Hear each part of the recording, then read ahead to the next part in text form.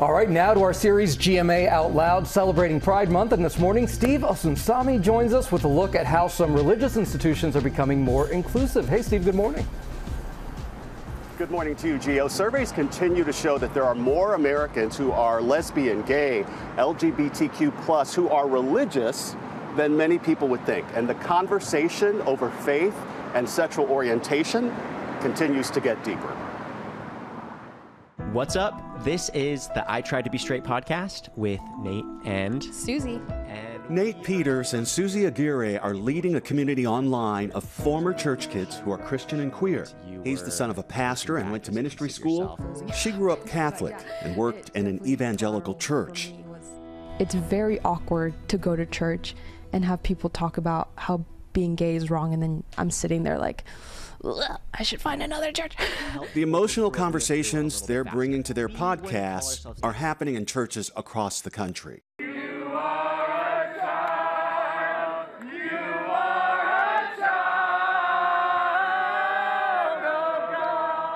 This was after the historic moment this spring when members of the United Methodist Church ended their ban on clergy who are LGBTQ. The Methodists also decided to recognize marriage as a covenant between two people of faith and not just a man and a woman.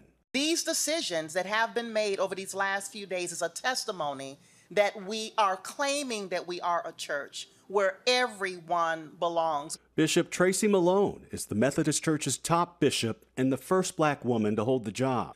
She points to studies that show that nearly half of queer Americans say that they're religious, about 5.3 million adults. Big picture, what's changed? What has changed is, number one, there's been more understanding around human sexuality and people coming into a greater understanding of science and how that relates to how, persons are born, that it's not a choice for people. And the struggle is across faiths, Mormons, Catholics, Presbyterians. Asia Cole is trying to become a minister. The least I can know is that God has me. And so that is what I needed as a young, queer, black person sitting in the pews, just wanting God to love me. Her journey is thanks in part to a group called Pride in the Pews that now meets with black churches to make sermons and church ministry more friendly to queer Christians. This was intended to provide black faith leaders with the tools and resources to create more affirming environments. We only had spots for 10 churches.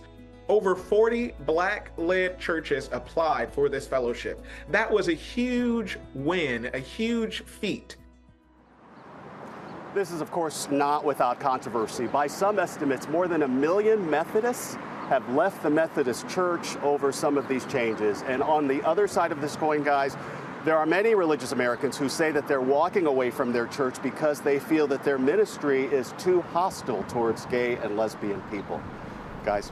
What a powerful and important story. Yeah. All right, Steve, thank you so much.